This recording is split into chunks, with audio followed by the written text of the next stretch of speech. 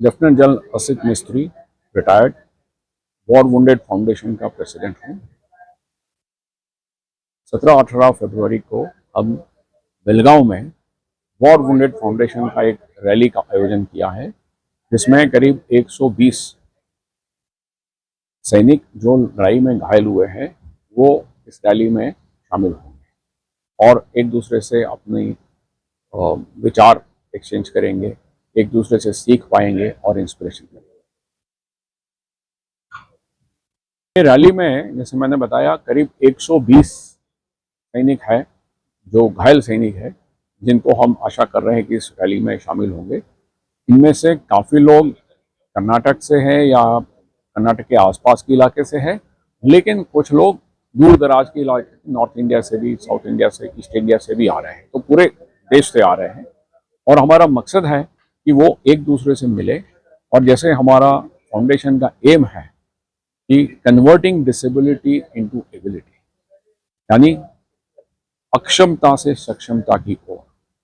और ये है कि ये जो युद्ध में घायल सैनिक है वो ना सिर्फ अपनी जिंदगी सुधारे, बट पूरे देश के युवा वर्ग के लिए एक एग्जाम्पल बने, एक उदाहरण बने और पूरे देश के युवा वर्ग को इंस्पायर करें। सर, दूसरी बात, वॉर फाउंडेशन उसके रिश्तेदार हमने अलग अलग तरीके से वॉर वुंडेड सोल्जर्स की सहायता की है। जैसे सबसे पहले तो हमने उनको एक ऑल्टरनेट सेकंड कैरियर, यानी कोई जॉब या कोई व्यवसाय या कोई बिजनेस डेवलप करने में हम उनकी मदद करते हैं। और ख़ास करके आप जैसे जानते हैं कि हमारे सोल्जर्स जो है वो रूरल एरिया से आते हैं। सो जो रूरल एरिया से लागू कोई व्यवसाय है, जैसे एग्रो इंडस्ट्रीज है, तो इन सब चीज़ का उनको व्यवसाय करने के लिए हम मदद करते हैं। जैसे कोई फर्टिलाइज़र का डिस्ट्रीब्यूशन है या कोई एग्रीकल्चरल इम्प्लीमेंट्स का डिस्ट्रीब्यूशन है, ऐसा कोई व्यवसाय सेटअप करने में, या कहीं घर से नज़दीक में कोई नौकरी के लिए हम उनको मदद करते हैं। दूसरा, हम उनको मोबिलिटी इम्प्रूव करने में, यानी क्योंकि वो 2 पहिए का वाहन नहीं चला सकते हैं, उनको जो मॉडिफाइड स्कूटर्स है या मॉडिफाइड ऑटो रिक्शाज वगैरह हैं तो उनका प्रदान करते हैं ताकि उनकी मोबिलिटी सुधर सके। इसके अलावा हम उनके जो टॉयलेट्स, क्योंकि एक डिग्निफाइड जिंदगी जीने के लिए एक जो अपाहिज सैनिक, उसके लिए एक डिसेबल फ्रेंडली टॉयलेट उसके घर में होना बहुत ज़रूरी है ताकि वो दूसरों की सहायता के बिना अपनी दिनचर्या कर सकता है।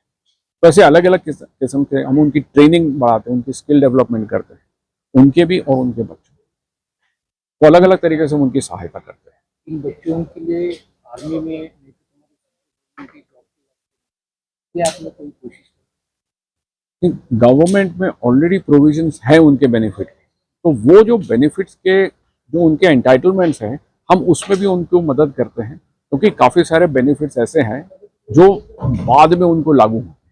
जैसे बच्चों के लिए मेडिकल कॉलेज वगैरह में सीट्स रिजर्व। जब सिपाही घायल होता है तो वो 25 साल का है, बच्चा शायद उसका 2 साल का है।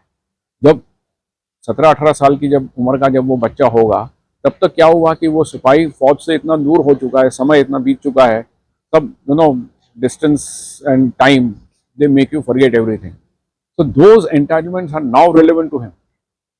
तो उनको रीच आउट करके यकीन करना कि उनको उस टाइम का बेनिफिट मिले, क्योंकि तब तक वो भी भूल जाता है कि मुझे ये सब चीज़ें ऑथराइज है। तो इस तरह से हम मदद करते हैं। Thank you.